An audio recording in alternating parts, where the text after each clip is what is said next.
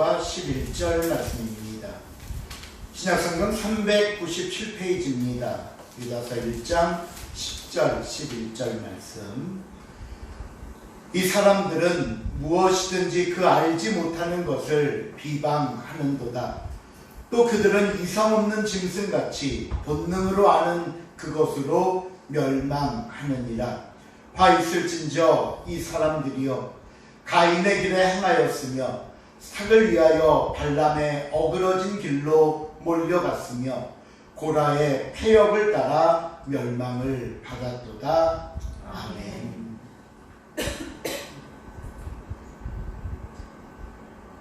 유다는 당시 교회와 성도들을 향해 가만히 들어온 몇 사람이 있음을 이야기했고, 이 사람들이라는 다른 말로 그들을 가리키면서 문제점들을 지적하곤 했습니다.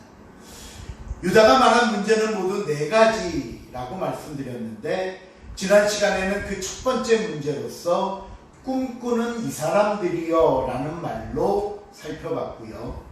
오늘은 두 번째 문제를 살펴보도록 하겠습니다. 오늘 이야기는 본문 10절 하반절부터 시작됩니다. 또 그들은 이성 없는 짐승같이 본능으로 아는 그것으로 멸망하느니라. 이 두 번째 문제 사람들의 이야기는 무엇인가 하면요, 이성 없는 짐승 같다라는 말씀과 본능으로 아는 그것 때문에 멸망한다 라는 이 두 말씀을 종합해 보면, 그들은 자기들의 생각, 자기들의 욕심과 욕망 등 본능대로 사는 사람들이라는 말씀이고, 결국 그 본능대로 살았던 삶의 결과는 멸망이라고 가르쳐주는 겁니다. 그러면서 그럼 이 사람들은 어떤 본능의 죄를 지었길래 멸망받을 수밖에 없게 되었는가? 그 죄에 대해 3가지 예를 들어 이야기하는데, 그 3가지 예가 다음 11절에 나옵니다. 11절 말씀 같이 읽어볼까요? 시작. 화 있을진저 이 사람들이여 가인의 길에 행하였으며 삭을 위하여 발람의 어그러진 길로 몰려갔으며 고라의 패역을 따라 멸망을 받았도다. 첫 번째 예는 가인의 길로 행하였다 했고요. 두 번째는 발람의 어그러진 길로 몰려갔다는 겁니다. 세 번째는 고라의 패역을 따랐다 하시는데, 자, 그러니 각각의 사건의 의미가, 각각의 사건이 의미하는 것이 무엇인지 하나씩 살펴보도록 하겠습니다. 제가 지난 시간에도 잠깐 얘기했지만 이 한 예만 가지고도 사실 한 주 분량의 설교가 됩니다.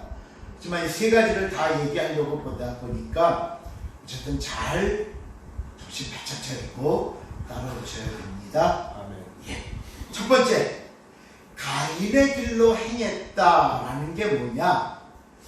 창세기에 나오는 가인과 그의 동생 아벨의 이야기입니다. 이 두 사람의 관계에서 문제가 됐던 것은 하나님께서 아벨의 제사는 받으시고 가인의 제사는 받지 않으셨다는 겁니다. 그럼 이렇게 제사에 차별이 있었던 이유는 뭐냐? 창세기 4장 2절에서 4절 상반절 말씀을 봅니다. 그가 시작. 그가 가인의 아우 아벨을 낳았는데 아벨은 양치는 자였고 가인은 농사하는 자였더라. 세월이 지난 후에 가인은 땅의 소산으로 제물을 삼아 여호와께 드렸고, 아벨은 자기도 양의 첫 새끼와 그 기름으로 드렸더니. 이 말씀을 보시면 가인과 아벨에 관한 몇 가지 정보가 나옵니다. 첫 번째, 가인과 아벨의 직업이 나옵니다.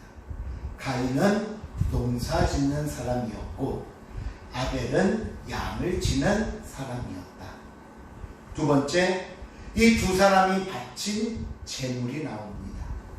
가인은 땅의 소산으로 제물을 드렸고 아벨은 양의 첫 새끼 새끼와 기름으로 제물로 드렸다. 그런데 하나님께서는 아벨의 제사와 제물만 받으시고 가인의 제사는 받지 않으십니다. 무엇이 문제였을까? 이어지는 창세기 4장 4절 하반절부터 5장 상반절을 보시면 이런 설명이 이어져 나옵니다. 여호와께서 아벨과 그의 제물은 받으셨으나 가인과 그의 제물은 받지 아니하신지라. 잘 보세요. 아벨과 그의 제물을 받으셨고 가인과 그의 제물은 받지 않으셨답니다. 이것이 무엇을 의미하는가 하면요, 하나님은 그 사람의 제물로만 그 제사를 평가하시지 않으시고 그 사람의 삶이 함께 드려지는 제물과 제사, 예배를 평가하고 받으신다는 말씀입니다. 창세기 4장 5절 마지막 부분을 보시면요, 자신의 제사가 받아들여지지 않음에 대해서 가인이 몹시 분하여 하고 안색이 변했다라고 나옵니다. 그러자 하나님께서 가인에게 왜 화를 냈는데, 왜 안색이 변하는데, 야, 내가 너의 제사를 받지 않는 이유를 네가 더 잘 알잖아 하면서 말씀합니다. 창세기 4장 7절 시작. 내가 선을 행하면 어찌 안색을 잃지 못하겠느냐. 선을 행하지 아니하면 죄가 우리에 들어있느냐. 죄가 너를 원하나 너는 죄를 다스릴지니라. 뭐의 문제라고요? 선의 문제라고 말씀합니다. 재물의 문제가 있었던 것이 아니라 평소 선하지 못했던 삶이 문제였다는 겁니다. 그렇다면 오늘 유다가 이 가인의 예를 들어 당시 성도들에게 하고 싶은 얘기가 뭐였을까요? 우리가 이 유다서를 시작하면서 당시 교회 안에 있었던 영지주의자들은 유객신의 죄가 영을 더럽히지 않는다고 했습니다. 상관없다. 또 하나님께서는 우리가 짓는 이 육신의 죄에 관해서는 관심도 없다고 가르쳤습니다. 하지만 아니라는 겁니다. 하나님은 우리의 영뿐만 아니라 저와 여러분의 육신에도 관심이 있으십니다. 그러기에 오늘 가인의 제사가 저와 여러분에게 주는 교훈이 있습니다. 여러분, 세상에 나가서는 죄 짓고 세상에 나가서는 하나님이 미워하는 행동을 하면서 그저 주일 하루 이 시간 교회에 나와 가장 거룩한 표정과 말과 행동을 한다고 해서 하나님은 그 사람의 예배를 받지 않으신다는 겁니다. 이사야 59장 2절에 보니까요, 오직 너희 죄악이 너희와 너희 하나님 사이를 갈라놓았고 너희 죄가 그의 얼굴을 가리어서 너희에게서 듣지 않으시게 하니라. 죄는 하나님과 우리 사이를 갈라놓습니다. 그러기에 이 시대 오늘 저와 여러분이 드려야 할 참된 예배가 무엇인가 정의한 말씀이 있습니다. 로마서 12장 1절 2절을 한번 볼까요? 너희 몸을 시작. 너희 몸을 하나님이 기뻐하시는 거룩한 산제물로 드리라. 이는 너희가 드릴 영적 예배니라. 너희는 이 시대를 본받지 말고 오직 마음을 새롭게 함으로 변화를 받아 하나님의 선하시고 기뻐하시고 온전하신 뜻이 무엇인지 분별하도록 하라. 우리의 삶이 동반된 그 살아있는 제물, 살아있는 삶의 예배를 드리라 말씀하면서 그 삶의 예배란 뭐냐? 이 세대를 본받지 말고 세상이 뭐라 하든 사람들이 어떻게 생각하든 세대를 본받지 말고 오히려 분별할 수 있는 거룩한 삶이 오늘 저와 여러분이 드리는 예배의 제물이라는 말씀입니다. 그런데 가인의 죄는 한 걸음 더 나아갑니다. 가인은 아벨을 시기하고 질투한 나머지 살인을 저지르고 맙니다. 여러분, 나의 의견이 받아들여지지 않으면, 때로는 내 생각과 내 방법대로 이루어지지 않으면 어떻게 해서든지 상대방을 헐뜯고 무너뜨리려고 합니다. 그 사람을 그 공동체에서 쫓아내려 합니다. 바로 당시 교회 안에 들어와 있던 거짓된 자들이 이와 같이 행했다는 말입니다. 두 번째, 그들의 잘못은요, 싹을 위하여 발람의 어그러진 길로 몰려갔다라고 말합니다. 이 발람의 이야기는 민수기 22장에 나옵니다. 이스라엘 백성들이 출애굽 여정 속에서 모압 평지라는 곳에 진을 쳤을 때입니다. 민수기 22장 2절 3절을 한번 읽어볼까요? 시작. 시몬의 아들 발락이 이스라엘이 아모리인에게 행한 모든 일을 보았으므로 모압이 심히 두려워하였으니 이스라엘 백성이 많음으로 말미암아 모압이 이스라엘 자손 때문에 번민하였더라.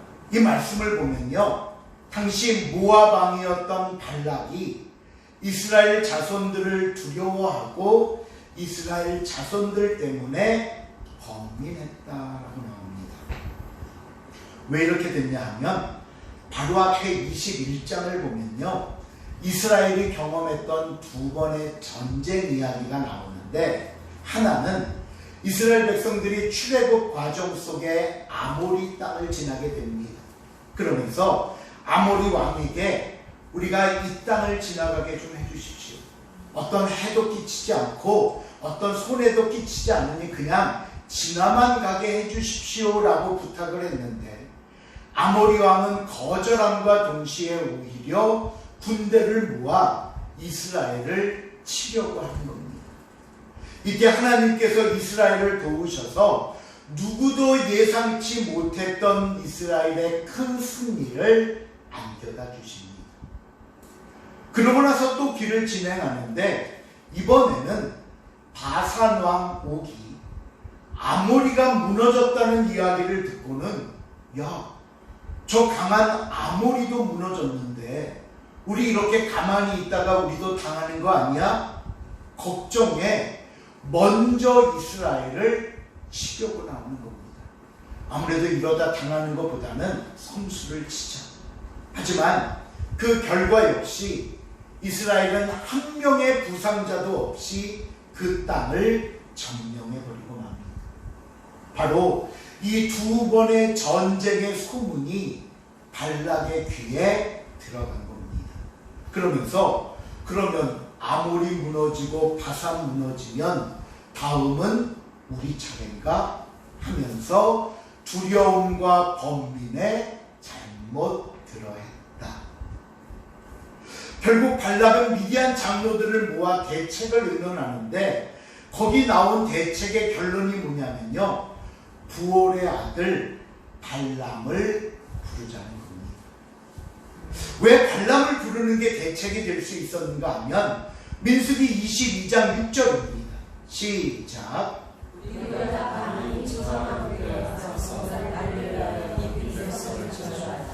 그가 꼭 그들을 쳐서 이겨 이 땅에서 살아나리라. 그들과 그를 올리는 자는 복을 받고 저주하는 자는 저주를 받을 줄이라가 아닙니다. 우리가 이스라엘과 맞붙어 싸우면 승산이 없으니 주술의 힘을 좀 빌려보자는 겁니다. 그래서 소위 당시 그 사람이 복을 빌면 복을 받고 그 사람이 저주를 하면 저주를 받는다고 하는, 요즘 말하는 소위 그 용하다는, 아주 신통하다는 선지자를 불러서 먼저 이스라엘을 저주하게 하고 그 다음에 공격을 하면 이길 수 있지 않겠는가 여겼던 거예요. 그래서 사신들이 복채를 두둑하게 들고 발람을 모시러 갑니다. 발람은 하나님께 묻겠다고 하고 하나님께 기도했지만 결국 발락의 제안을 거절하게 됩니다. 하지만 속마음은 그 그들이 가져온 돈이 탐이 났던 겁니다. 그래서 처음엔 거절했지만 결국 두 번째 온 사신들의 제안을 받아들여 따라 나섰는데, 그 다음에 우리가 잘 아는 사건이 있죠. 하나님이 발람이 타고 가는 나귀의 걸음을 멈추게 하시고, 나중에는 나귀의 입을 열어 발람의 행동이 잘못되었음을 꾸짖으셨습니다. 결국 발락 앞에 가서는 이스라엘을 저주한 게 아니라 반대로 축복하고 돌아서게 됩니다. 그런데 오늘 본문에서 이야기하는 발람의 모습은 제가 지금 말씀드린 내용과 전혀 다른 얘기입니다. 싹을 위하여 발람이 어그러진 길로 몰려갔다는 겁니다. 이건 도대체 무슨 얘기인가? 민수기 25장으로 들어가면 느닷없이 이스라엘 백성들의 죄가 나옵니다. 25장 1절 시작. 이스라엘의 신에 올라있더니 그 백성이 모압 여자들과 능력한 성경은 지금 이 백성들의 죄가 발람 때문에 일어난 죄라는 거예요. 민수기 31장 16절을 또 한번 볼까요? 시작. 하나님이 발람의 꾀를 따라 이스라엘 자손을 부올의 사건에서 여호와 앞에 범죄하게 하여 여호와의 회중 가운데 영명이 일어나게 하였느니라. 분명히 우리가 앞에 본 이야기는 이스라엘을 축복하고 끝난 것으로 됐는데, 지금 이 말씀을 보니까 이스라엘 백성들이 발람의 꾀를 따라 부올의 사건, 바로 백성들의 음행이 일어났다고 말씀합니다. 그럼 도대체 언제 이런 일이 있었다는 건가? 이 성경의 앞뒤 얘기를 종합해 보면 이런 얘기가 됩니다. 발람은 발락과 헤어진 후에 곧바로 자기 고향으로 돌아가지 않고 미디안 족속에게 가서는 이스라엘을 죄에 빠뜨릴 계략을 세웁니다. 왜 고향으로 돌아가지 않고 다시 계략을 세웠는가? 베드로서 2장 15절 16절 말씀을 보면 그 얘기가 나옵니다. 그들이 시작. 그들이 바른 길을 떠나 미혹되어 부올의 아들 발람의 길을 따르는도다. 그는 불의의 삭슬을 살아가다가 자기의 불법으로 말미암아 책망을 받되 말하지 못하는 나귀가 사람의 소리로 말하여 이 선지자의 미친 행동을 저지하였느니라. 발람이 사신들이 갖고 온 재물에 눈이 어두워 따라갔다가 여호와의 사자가 그 길을 막아 나귀를 막고 멈추었다 말씀합니다. 그런데 이 베드로서를 보면 이를 가리켜 아주 그 발람의 행동을 강한 표현으로 선지자의 무슨 행동을 저지했다? 미친 행동을 저지했다. 그 따라 나선 건 미친 짓이었는데 그렇게 했다는 거예요. 그런데 다시 그 욕심이 일어난 겁니다. 하나님 때문에 어쩔 수 없이 축복하고 물러섰지만 발락이 제시했던 그 수많은 물질을 절대로 포기할 수 없었습니다. 그래서 발람은 다시 계략을 세워서 발락에게 이스라엘을 무너뜨리는 방법으로 우상 숭배와 음행을 가르쳐 줍니다. 이번에는 돈이었습니다. 세상적인 것에 대한 욕심이었습니다. 돈을 위해서라면, 내가 목표하고 내가 목적하는 것을 이루기 위해서라면 하나님도, 예배도, 신앙과 믿음도, 교회도 중요하지 않다는 생각과 판단과 행동이 또 한 번 우리를 죄의 구덩이로 몰아넣으라는 것입니다.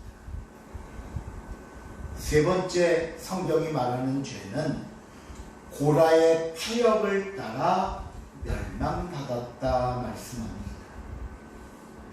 이 말씀은 민수기 16장의 이야기입니다. 레위 자손 중에 고라라는 사람이 르우벤 자손인 온이라는 사람과 함께 당을 짓고 별도의 무리를 짓고는 이스라엘 지휘관 중에 250명을 앞세워 모세에게 반기를 듭니다. 그들이 모세에게 반기를 들었던 이유가 민수기 16장 3절에 나옵니다. 읽어볼까요? 시작. 그들이 모여서 모세와 아론을 거슬러 그들에게 이르되 너희가 무슨 것을 하도다. 그 중에 다 각각 거룩하고 여호와 앞에서도 그들 중에 계시거늘 너희가 어찌하여 여호와의 종에게 스스로 높이느냐. 그들이 모세와 아론을 가리키면서 뭐라고 했냐 하면, 왜 모세와 아론 당신들만 지도자를 하느냐. 당신들만. 우리 회중들도 우리 백성들도 똑같이 거룩하다. 똑같이 우리의 하나님이 되신다. 근데 왜 너만 높은 자리에 있는 것처럼 말하고 행동하냐라는 겁니다. 그러면서 구체적으로 무엇을 요구했는가 하면요, 그 뒤에 민수기 16장 9절과 10절입니다.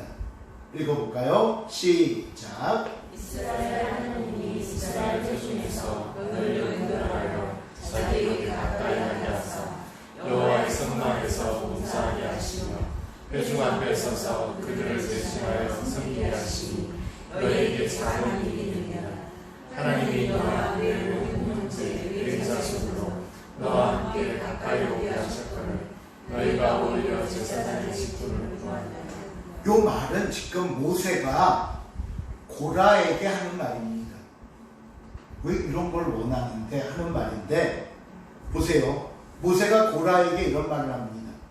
하나님께서 성전 안에서 각 사람에게 주신 직분은 소중하고 아름다운 것입니다.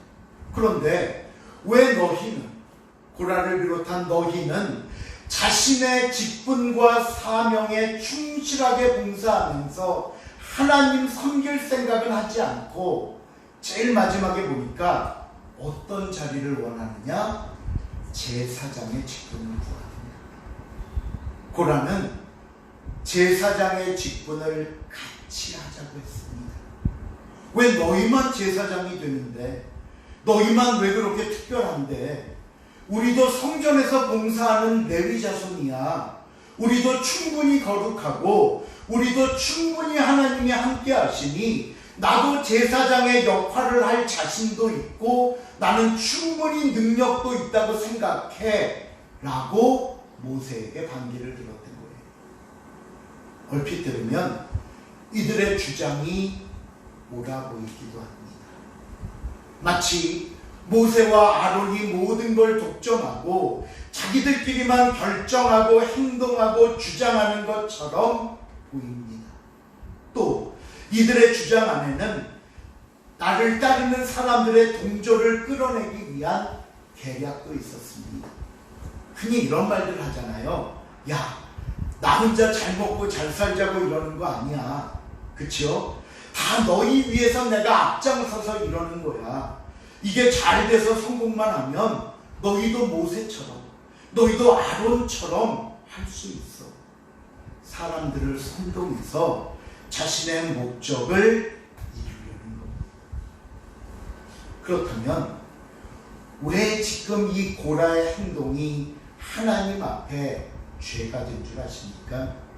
그것은요, 하나님께서 세우신 권위와 질서와 법도를 부정했기 때문입니다.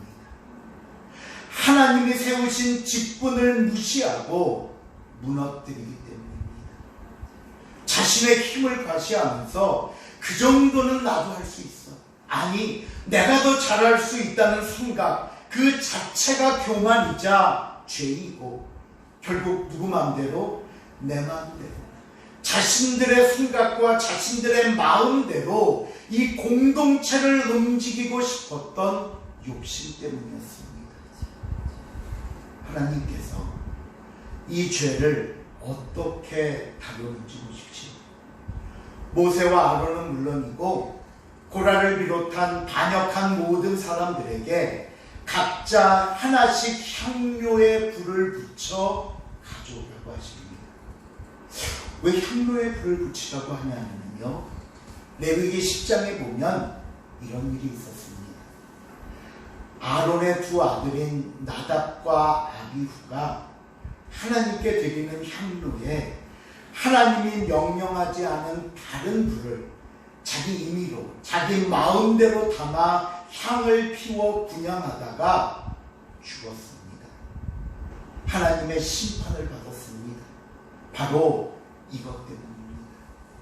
반역한 무리에게 향로를 들고 하나님 앞에 서라고 하신 이유는요, 하나님께 향을 드리는 일은 하나님께서 제사장에게만 부여하신 제사장의 고유의 거룩한 일이라는 것을 가르쳐주기 위함입니다.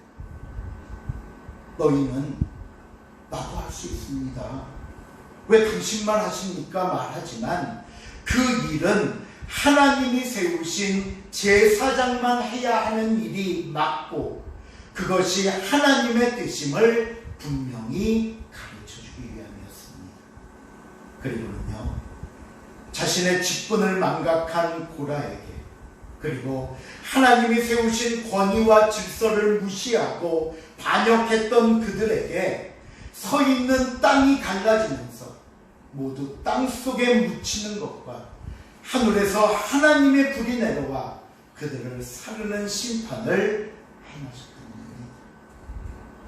당시 교회 안에 들어와 이런 말과 행동으로 성도들을 미혹하는 사람이 있었습니다. 왜 그 사람만 가르쳐야 되는데? 왜 그 사람의 말만 들어야 하는데? 왜 그 사람만 설교해야 하는데? 나도 잘할 수 있어. 아니, 너희도 할 수 있잖아. 나도 하겠다고 그래.